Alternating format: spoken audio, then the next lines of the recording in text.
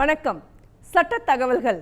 இன்றைய சட்ட தகவல்கள் நிகழ்ச்சியில் கொடைகள் கிஃப்ட் பற்றி விரிவாக காண்போம். கொடைகள் என்றால் என்ன? கொடைகள் பற்றி சொத்துரிமை மாற்றுச் சட்டத்தின் 1882 சட்டத்தின் 122 முதல் 129 வரையிலான பிரிவுகள் விளக்கமாக எடுத்துரைக்கின்றன. கொடையில் கொடை வழங்குபவரை கொடை அளிப்பவர் அல்லது கொடையாளி என்றும், கொடையை பெற்றுக் கொள்பவரை கொடை ஏற்பவர் அல்லது கொடை பெறுபவர் என்றும் அழைப்பர். Donor and donee. கொடை ஆவணத்தின் மூலம் சொத்தின் உரிமை ஒருவரிடமிருந்து மற்றொருவருக்கு மாற்றமடைகின்றது. சொத்துரிமை மாற்றுச் சட்டத்தின் பிரிவு 5 வாழ்வோர்க்கிடையேயான கொடை பற்றி கூறுகின்றது. இது தவிர உயில் வழி கொடை, இறக்கும் தருவாயில் அளிக்கப்படும் கொடை ஆகிய பிற கொடைகளும் உள்ளன. பொதுவாக கொடையில் சொத்தின் கொடுக்கலும் வாங்கலும் இடம்பெற்றிருக்க வேண்டிய முக்கிய காரணிகளாகும். ஒரு ஆவணத்தை கொடை ஆவணம் என்று குறிக்கப்பட்டுள்ளதால் மட்டுமே அது கொடை ஆவணம் ஆகாது. குறிப்பிட்ட ஆவணத்தில் தரப்பினர்களாக ஈடுபட்டு உள்ளவர்களின் நோக்கம் என்ன என்பதை அறிந்தே அந்த ஆவணம் என்ன ஆவணம் என்பதை முடிவு செய்ய வேண்டும். கொடைக்குரிய முக்கிய காரணிகள்: சொத்தை மாற்றி தருபவர் அல்லது கொடை அளிப்பவர் ஒருவர் இருக்க வேண்டும்.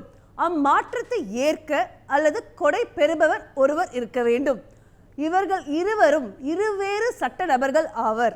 அப்பொழுதிலிருக்கும் அசையும் மற்றும் அசையா சொத்தை கொடையாக வழங்க வேண்டும். கொடை அளிப்பவர் அவராக விருப்பப்பட்டு எவ்வித மறுபயனும் இன்றி கொடையை வழங்க வேண்டும். அவ்வாறு அளிக்கப்பட்ட கொடையை கொடை பெறுபவரோ அல்லது அவரது சார்பாக வேறொரு நபரோ ஏற்றுக்கொள்ள வேண்டும். அவ்வாறு அளிக்கப்பட்ட கொடையை கொடை அளித்தவரின் வாழ்நாளுக்குள்ளும் அவர் கொடையை வழங்க தகுதியுடையவராக இருப்பதற்குள்ளும் கொடை பெறுபவரால் ஏற்றுக்கொள்ளப்பட வேண்டும். அசையா சொத்தை கொடையாக வழங்கும் பொழுது அக்கொடை ஆவணம் கண்டிப்பாக பதிவு செய்யப்பட்டதாகவும், அதில் கொடை அளிப்பவரோ அல்லது அவரது சார்பாக வேறொருவரோ கையெழுத்து செய்திருக்க வேண்டும். அந்த ஆவணத்திற்கு குறைந்தபட்சம் 20 சாட்சி கையெழுத்து செய்திருக்க வேண்டும். கொடை சொத்து அசையும் சொத்தாக இருந்தால் அதை கொடையாக கொடுக்கும் பொழுது அசையா சொத்தை கொடையாக கொடுக்க என்னென்ன வழிமுறைகள் பின்பற்றப்படுகின்றனவோ அதே வழிமுறைகளை கடைபிடித்து கொடுக்கலாம். அல்லது விற்பனையில் பொருட்கள் எவ்விதம் ஒப்படைக்கப்படுமோ அது போலவும் கொடுக்கலாம். முகமதியர்களால் வழங்கப்படும் கொடை. கொடை அளிப்பதில் முகமதியர்களுக்கு அவர்களது தனிப்பட்ட சட்டமே பின்பற்றப்படுகின்றது. முகமதியர்களால் வழங்கப்படும் கொடைக்கு சொத்துரிமை மாற்றுச் சட்டத்தில் கூறப்பட்டுள்ள 122 முதல் 128 வரையிலான பிரிவுகள் பொருந்துவதாக இருந்தாலும் முகமதிய சட்டத்திற்கும் சொத்துரிமை மாற்றுச் சட்டத்தின் பிரிவுகளுக்கும் இடையே முரண்பாடு தோன்றமானால் அப்பொழுது முகமதிய சட்டமே பின்பற்றப்படும். இது பற்றி சொத்துரிமை மாற்றுச் சட்டத்தின் பிரிவு 129 விளக்கம் அளிக்கின்றது. அறுதி ஆவணம் செட்டில்மெண்ட் டீட். கொடைகள் பற்றி சொத்துரிமை மாற்றுச் சட்டத்தின் 122 முதல் 129 வரையிலான பிரிவுகள் விளக்கமளிக்கின்றன. ஆனால் இப்பிரிவுகள் எதிலும் அறுதி ஆவணம் பற்றி எவ்வித குறிப்பும் சொல்லப்படவில்லை. இவ்வாறாக அறுதி ஆவணத்திற்கு சொத்துரிமை மாற்றுச் சட்டத்தின் மேற்கூறிய பிரிவுகள் எதிலும் விளக்கம் அளிக்கப்படாவிட்டாலும் நமது மாண்புமிகு உச்சநீதிமன்றமும் மாண்புமிகு உயர்நீதிமன்றங்களும் ஏனைய விசாரணை நீதிமன்றங்களும் அறுதி ஆவணம் சம்பந்தப்பட்ட வழக்குகளுக்கு மேற்கூறிய சொத்துரிமை மாற்றுச் சட்டத்தின் 122 முதல் 129 வரையிலான பிரிவுகளின் அடிப்படையிலேயே தீர்வு கண்டு வருகின்றன. அறுதி ஆவணம் பற்றி குறித்த வகை நிவாரண சட்டத்தின் பிரிவு 2B இந்திய வாரிசு உரிமை சட்டத்தில் கூறப்பட்டுள்ள உயில் பின் இணைப்பில் இடம்பெறாத அசையும் மற்றும் அசையா சொத்தில் தொடர்ந்து வரும் சட்டப்படியான உடைமை உரிமையை மாற்றி கொடுக்க வகை செய்தல் அல்லது வகை செய்ய ஒப்புக்கொள்ளும் முறை ஆவணமே அறுதி ஆவணம் எனப்படும் என விளக்கம் அளிக்கப்பட்டுள்ளது. இதுபோல அறுதி ஆவணம் பற்றி இந்திய முத்திரை சட்டத்தில் இந்தியன் ஸ்டாம்ப் ஆக்ட் பிரிவு 224 விருப்புறுதி ஆவணத்தில் இடம்பெறாத அசையும் மற்றும் அசையா சொத்து குறித்து பின்வரும் சமயங்களான திருமணத்திற்காக பிரதிபலன் வழங்கப்பட்ட அறுதி ஆவணத்தை ஏற்படுத்துபவரின் குடும்பத்திற்குள் சொத்துக்களை பகிர்ந்தளிக்க அல்லது அவர் விரும்புகின்றவர்களுக்கு சொத்தை கொடுக்க அல்லது அவரை சமயம் சார்ந்தவர்களுக்காக சொத்தை கொடுக்க அல்லது சமயம் சார்ந்த காரியங்களுக்காகவும் அல்லது அறம் சார்ந்த காரியங்களுக்காகவும் சொத்தை கொடுப்பதாக ஒப்புக்கொண்டு எழுத்து மூலமாக ஏற்படுத்தப்பட்டதும் மேலும் அவ்வாறு வகுத்தமைக்கு எழுத்தால் ஏற்படுத்தப்பட்டதுமான ஒப்பந்தமே அறுதி ஆவணம் ஆகும் என கூறப்பட்டுள்ளது. கொடை பற்றி மேலும் விவரங்கள்.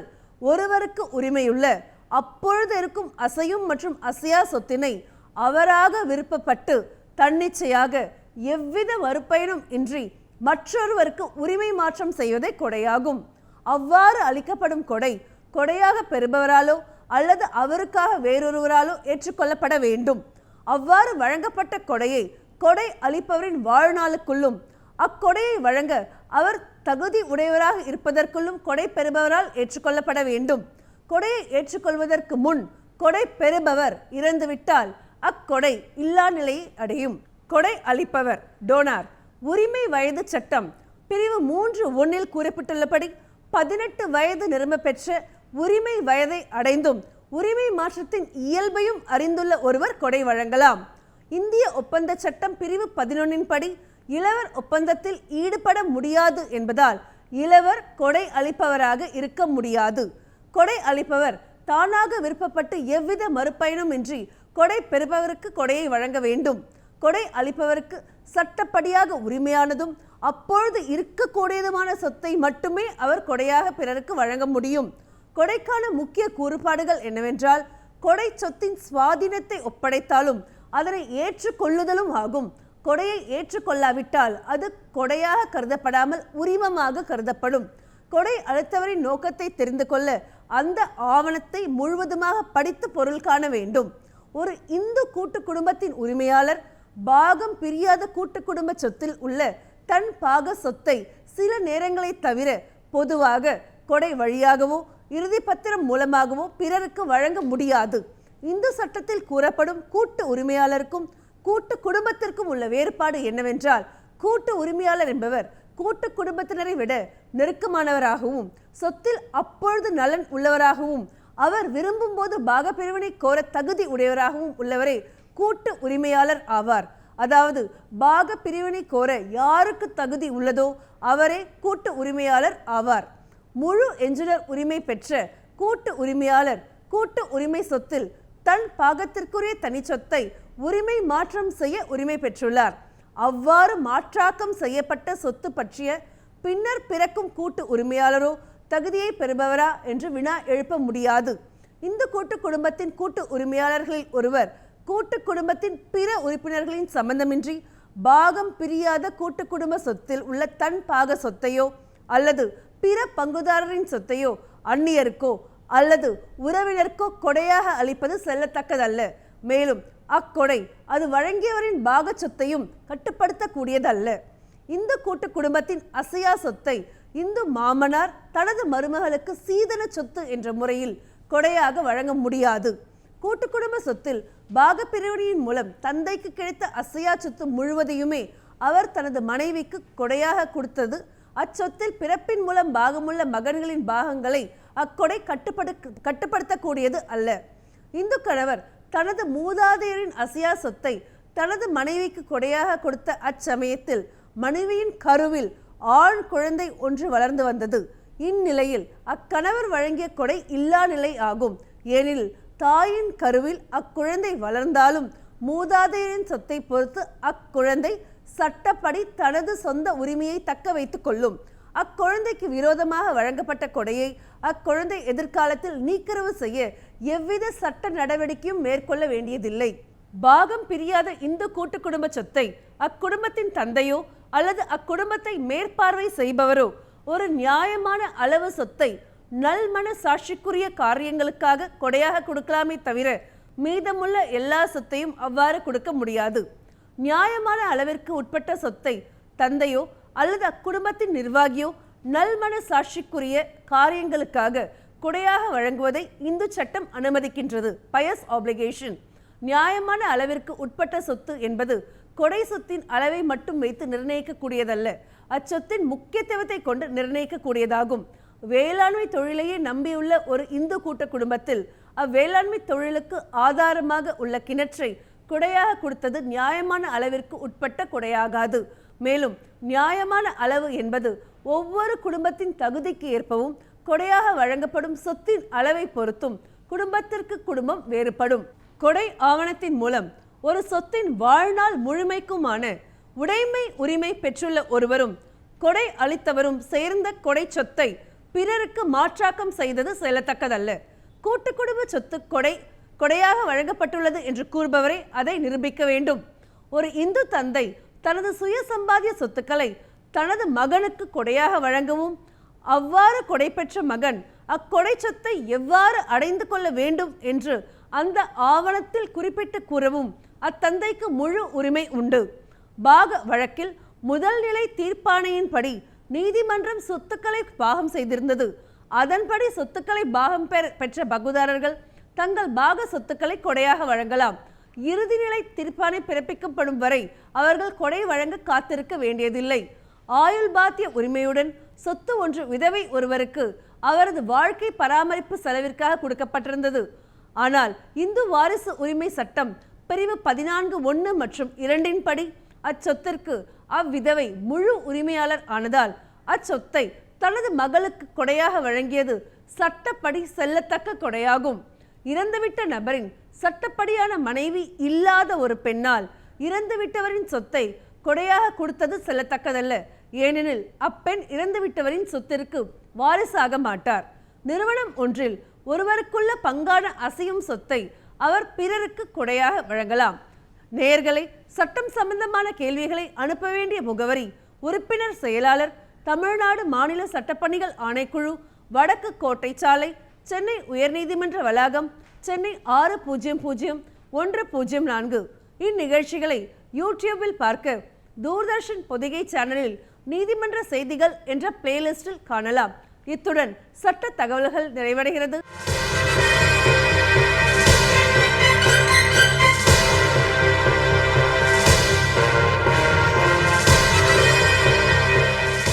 வணக்கம். நீதிமன்ற செய்திகள்.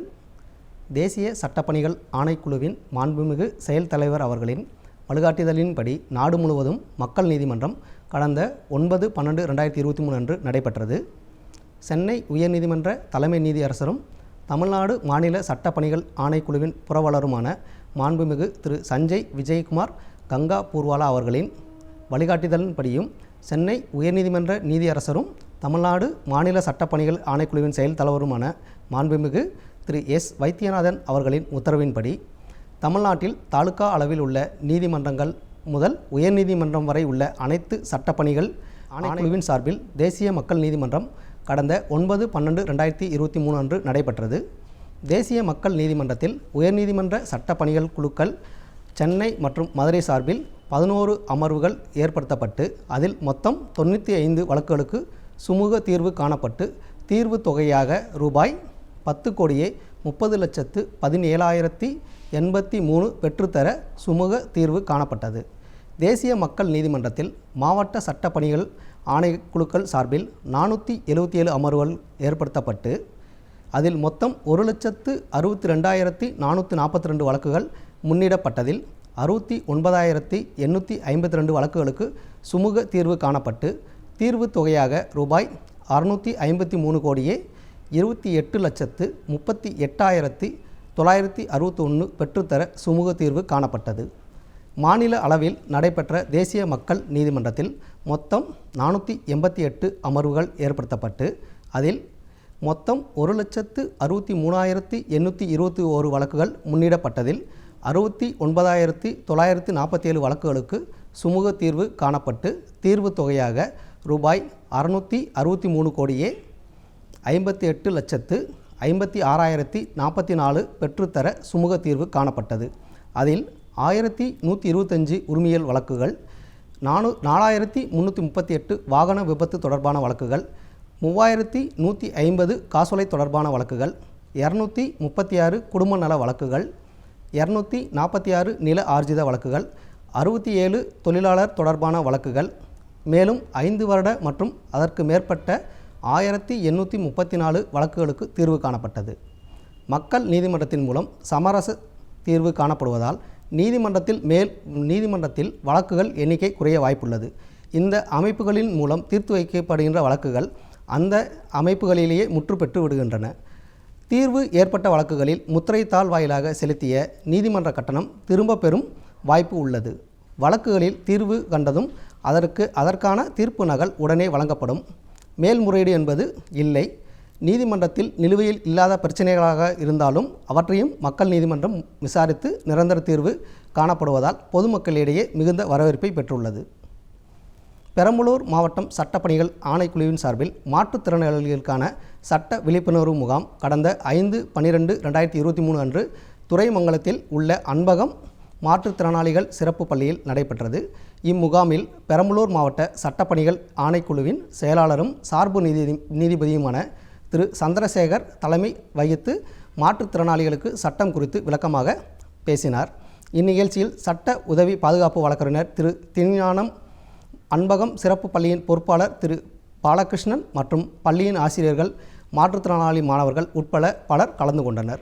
அரியலூர் மாவட்ட சட்டப்பணிகள் ஆணைக்குழு சார்பில் சர்வதேச மனித உரிமைகள் தினத்தை முன்னிட்டு சட்ட விழிப்புணர்வு முகாம் மான்போர்ட் மெட்ரிக் மேல்நிலையில் கடந்த 12/12/2023 அன்று நடைபெற்றது. இம்முகாமில் அரியலூர் கூடுதல் மாவட்ட உரிமையியல் நீதிபதி திரு செந்தில்குமார் தலைமை வகித்து பேசுகையில், கல்வி, மருத்துவம், சுகாதாரம், குடிநீர் போன்ற அடிப்படை தேவைகளை பெற்று சுதந்திரமாக உயிர் வாழ்வதற்கான உரிமை ஒவ்வொரு தனிமனிதருக்கு உண்டு. இனம், நிறம், மொழி, சாதி, மதம் என எதிலும் பாகுபாடு பார்க்கக்கூடாது என்பதை உணர்த்துவதே மனித உரிமைகள் கொண்டாடுவதற்கான நோக்கமாகும். தனிமனிதன் ஒவ்வொருவரும் தான் வாழ்வதற்கான உரிமையை பெறுவதற்காக மனித உரிமைகள் தினம் கடைபிடிக்கப்படுகிறது. நமது உரிமைகள் பாதிக்கப்படும் போது சட்டத்தின் மூலம் அதற்கு தீர்வு காண வேண்டும். இதற்கு மாவட்ட சட்டப்பணிகள் ஆணைக்குழு தங்களுக்கு தேவையான அனைத்து சட்ட உதவி ஆலோசனைகளையும் இலவசமாக வழங்கும் என்றும் பேசினார். இம்முகாமில் வழக்கறிஞர்கள், பொதுமக்கள், மாணவ மாணவிகள் உட்பட பலர் கலந்து கொண்டனர். காவல் நிலைய கட்டுமான பணிக்கு எதிரான மனு. புறம்போக்கு நிலத்தில் அரசு கட்டிடம் கட்ட வழக்கு தொடர்ந்தவருக்கு அபராதம் தடையில்லை. சென்னை உயர்நீதிமன்ற மதுரை கிளை உத்தரவு. சிவகங்கை மாவட்டம் கீழடியைச் சேர்ந்த கோட்டைச்சாமி என்ற மனுதாரர் மதுரை உயர்நீதிமன்றத்தில் தாக்கல் செய்த மனுவில் கூறியிருப்பதாவது: கீழடி கிராமத்தில் பழமையான ஐயனார் கோவில், அம்மன் கோவில், ஈஸ்வரன் கோவில், வெள்ளை பிள்ளையார் கோவில் ஆகிய கோவில்கள் அங்குள்ள களம் புறம்போக்கு நிலத்தில் உள்ளன. இந்த களத்தில் நெல் உலர்த்துதல் உள்ளிட்ட பணிகளை கிராமத்தினர் செய்து வருகின்றன. இந்நிலையில் களம் புறம்போக்கு இடங்களை அரசு நிலம் என்று கூறி ஐயனார் கோவில் அருகில் காவல் நிலைய கட்டிடம் கட்டும் பணி நடந்து வருகிறது. இதனால் கோவில் திருவிழா கொண்டாடுவதில் அசௌகரியம் ஏற்பட்டு வருகிறது. எனவே ஐயனார் கோவில் அருகில் காவல் நிலைய கட்டிடம் கட்டுவதற்கு தடை விதித்து உத்தரவு இட வேண்டும் என்று மனுவில் கூறியிருந்தார். இந்த மனு இரு நீதிபதிகள் அமர்வு முன்பு விசாரணைக்கு வந்தது. அப்போது அரசு வழக்கறிஞர் ஆஜராகி, ஐயனார் கோவில் அமைந்துள்ள இடம் அரசு பதிவேட்டில் புறம்போக்கு நிலம் என வகைப்படுத்தப்பட்டுள்ளது. புறம்போக்கு நிலத்தில் அரசாங்க பணிகள் மேற்கொள்ள உரிமை உள்ளது. எனவே சம்பந்தப்பட்ட இடத்தில் காவல் நிலையம் கட்டுவதற்கு அனுமதிக்க வேண்டும் என அரசு தரப்பில் வாதிடப்பட்டது. விசாரணை முடிவில் களமாக பயன்படுத்தப்படும் அரசுக்கு சொந்தமான புறம்போக்கு நிலத்தில் காவல் நிலையம் கட்டுவதற்கு எந்த தடையும் இல்லை. அரசு புறம்போக்கு நிலத்தில் அரசு என்ன வேண்டுமானாலும் செய்து கொள்ளலாம் என நீதிபதிகள் தெரிவித்தனர். மேலும் வழக்கை தள்ளுபடி செய்து மனுதாரருக்கு ரூ.15,000 அபராதம் விதித்து அபராத தொகையை மதுரை கலைஞர் நூலக வங்கி கணக்கில் செலுத்த வேண்டும் என்று நீதிபதிகள் உத்தரவிட்டனர். இத்துடன் நீதிமன்ற செய்திகள் நிறைவடைந்தன. நன்றி, வணக்கம்.